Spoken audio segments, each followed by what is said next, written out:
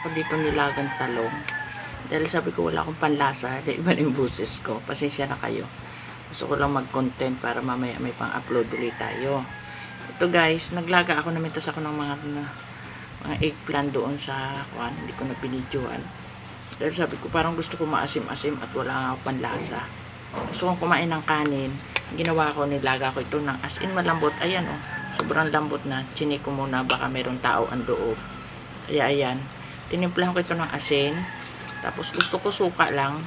Yung ano tawag ba dito, ensalada lang na talong. Gusto ko lang yung ganun. Ayoko rin na may sibuyas kasi may iba nga yung pakaramdam ko. Kaya try natin ito kung makakain tayo. Lagyan ko ito ng suka. Yung suka ko na paborito. Ayan oh, yung suka ko puro buto na yung ilalim.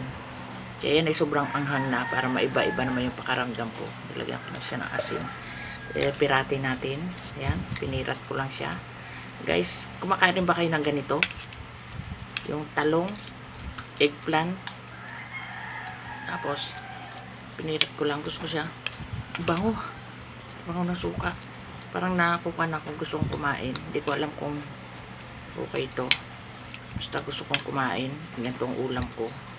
May ulam doon sa kwan. Meron na ako doong tosino. May Shanghai. Ano pa ba yun nandoon? May ano pa ba yung ulam na sa lamisa? Ayoko nga kumain ng karne. Gusto ko ito. Ganito lang. Ayan. Oh, ganyan din ba kayo? Ayan o. Oh. Tingnan nyo. Sarap.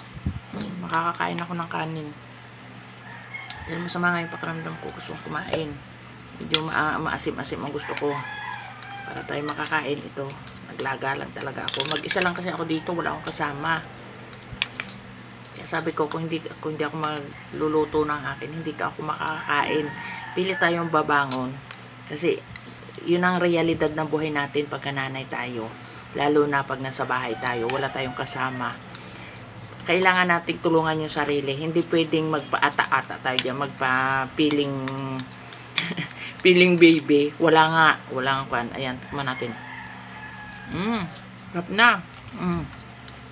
Pwede makakakain ako ng kanin.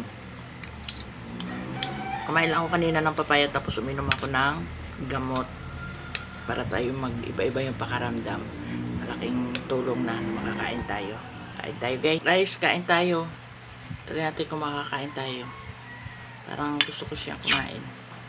Guys, thank you Lord sa blessings. God bless everyone. Kain tayo guys.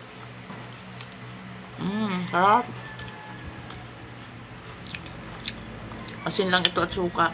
Ayoko na may sibuyas kasi nga iba yung pakaramdam ko. Ensaladang eggplant. Sarap. Bye bye.